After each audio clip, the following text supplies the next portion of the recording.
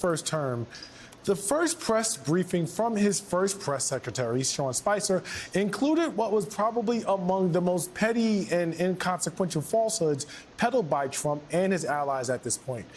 Remember this? This was the largest audience to ever witness an inauguration, period, both in person and around the globe. Period. Who could forget it? And then there was also this. The next day, when Trump's then senior counselor, Kellyanne Conway, appeared on NBC's Meet the Press, where Chuck Todd challenged her on the actual falsehood.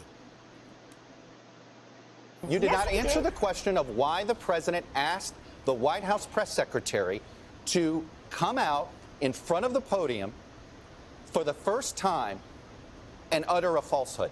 Why did he do that? It undermines the credibility of the entire White House press office on day one. Don't be so overly dramatic about it, Chuck. You're saying it's a falsehood, and they're giving Sean Spicer, our press secretary, gave alternative facts to that. But the point remains. Wait a minute. Alternative facts? Period. It wasn't the lie itself that mattered, but it was what it signaled. The size of Trump's inauguration crowd was never of any consequence whatsoever. That's right, folks. Size doesn't matter. But his obsession with it, his insistence about lying about it and then getting his staff to lie about it, and the invention of so-called alternative facts, all of this pointed to a new era in politics and journalism, and frankly, in our country's collective regard for the truth. The Washington Post started a tally of the number of false or misleading comments that Donald Trump made during his first term. They found that at least 30,000 of those were made in his first 4 years. But as journalists have worked to hold Donald Trump to account, Trump has continuously pushed back. He popularized the idea of fake news. He has repeatedly labeled the media the enemy of the people. Just before this year's election, Trump said he wouldn't mind if an assassin shot through, quote, the fake news standing in front of him. On at least 5 occasions during his first term, his administration selectively excluded some news organizations from press briefings, taking back press credentials from individual journalists and barring some outlets. He's even suggested that entire media companies, including ABC, CBS, and NBC News, should lose their broadcasting licenses altogether. And now, Donald Trump has chosen Kash Patel to head the FBI, a man who has explicitly promised to come after the media. Listen to this. We will go out and find the conspirators, not just in government, but in the media. Yes, we're going to come after the people in the media who lied about American citizens, who helped Joe Biden rig presidential elections. We're going to come after you. Whether it's criminally or civilly, we'll figure that out. But yeah, we're putting you all on notice. That is the landscape that journalists and media companies are facing in a new Trump term. And for more on this, I am joined by Pulitzer Prize-winning journalist Nicole Hannah-Jones. She is a domestic correspondent for the New York Times Magazine and the creator of the 1619 Project. But for you all's purposes, the most important thing you need to know is that she teaches at my alma mater, Howard University. That's what you need to know. Now, Nicole, thank you so much for being here this morning. I want to start by asking you, at this point, it might even be somewhat of a badge of honor that the 1619 Project has basically been singled out by Donald Trump in terms of he's threatening to stop funding to schools that engage that as part of their curriculum. What does that say to you, not just as the creator of the project, but as someone whose background is rooted in journalism and storytelling and truth-telling?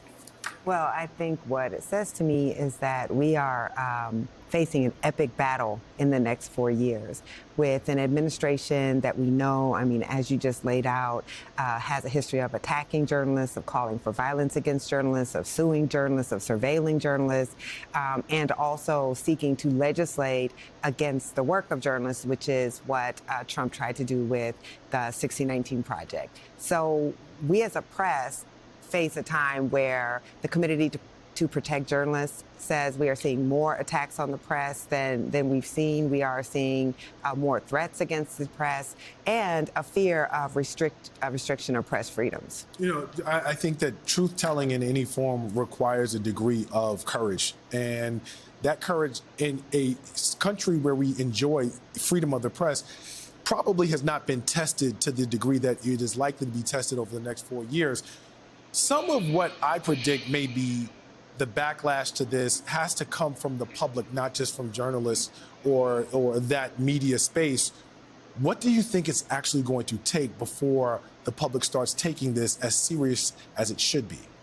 So I don't ever try to predict the future. I think we can't tell what voters in the public are going to do. But I think what's critical is that the public understands, why does the press exist? Why does the press exist in a free society? Why are we the only profession protected by the First Amendment? It's because the founders, for all their flaws, understood that you cannot have a democracy if you do not have an independent press that can hold power accountable. We exist to inform the public. We exist to serve as a check on power, to be a watchdog. And so when, in fact, an administration is attacking the press, they're attacking the public's right to know. They're attacking the public's right to actually understand the inner workings of government so we can choose, is this the government we want or not? So we have the ability to fight back against things that we don't agree with or that we think are anti-democratic. So I hope that the public will understand that there's a reason why authoritarians target the media, why they try to discredit the media, and why they threaten the media. They want to make us afraid to do our jobs. They want to make the public not believe what it is that we report when we expose the way that power is being used against us. And I think that we have to be really worried as a press that we are not doing, as Timothy Snyder said, obeying in advance, that we are not getting exhausted, that we are not simply saying, well, Trump lies all the time. So we start to be accepting of those lies as normal. Right. I think that that's why I'm saying we are facing an epic battle, but the public has to be involved in that battle. The public, whether they don't like what we do all the time, whether they don't agree with what we do all the time, they have to understand that they must protect the press if they want to maintain a free society. You know, threading that needle between engagement and exhaustion is something that I have conversations with people about all the time. I want to talk to you about the notion of the intersection of where you sit and others like you in particular, being someone in media and journalism, but also being a Black woman, and how that uniquely shapes your lens going into the next 4 years, as any one of those groups faces a special and unique set of attacks, but then to have the culmination of what that represents in one person, in one human body, how does that change how you navigate the space of doing what you're supposed to do as a storyteller? Well, we can look at the way that Trump used his most vile rhetoric and attacks against Black women journalists, right? Against Yamiche Alcindor, against April Ryan. We saw this again and again. So we can expect more of that. And there's a reason for that, right? That Black women hold a very particular position in this society. Black women also were those who voted against Trump at the highest rates of all racial groups. And so when Black women seek to hold that power accountable, that's seen as more dangerous, and that Black women are less protected in this society. So I know that as a Black woman journalist, you know, my former Twitter handle, I'm no longer using X as a platform anymore, was Ida Bay Wells. And that was me always trying to center myself in a tradition of the Black press, a tradition of Black women who were determined to tell the truth, even if it cost them. We know that when Ida B. Wells spoke the truth about white people lynching Black men, that her newspaper was burned down, that she was forced out of her community, that she became a refugee away from Memphis. And so we understand as Black women what is required of us to be journalists and to tell the truth. But that also means that because of that history, we stand on strong shoulders, and we are going to continue to do what we've always done, which is hold power accountable in this country. And your last statement made me think about something that I hadn't planned to ask, but I will now. Given how the results in November played out with respect to exit polling and everything that we saw, has the coalition or any notion of a coalition between Black women journalists in the space been tampered with, broken down, or has that had no impact on how you all are approaching moving forward and working with other groups? I definitely am hearing from a lot of Black women that they feel betrayed, that they feel alone in the struggle. And that's not including Black men, but that's including others who are not Black, right?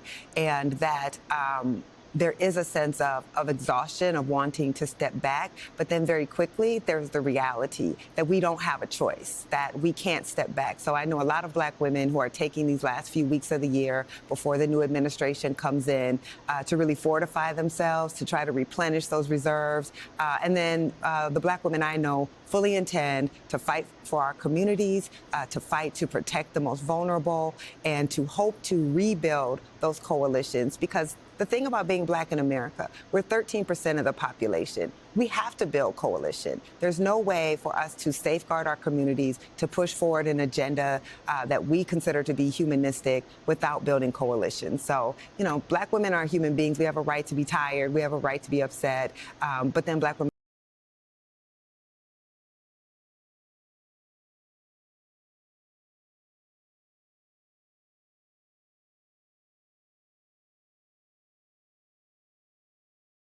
not disappointed.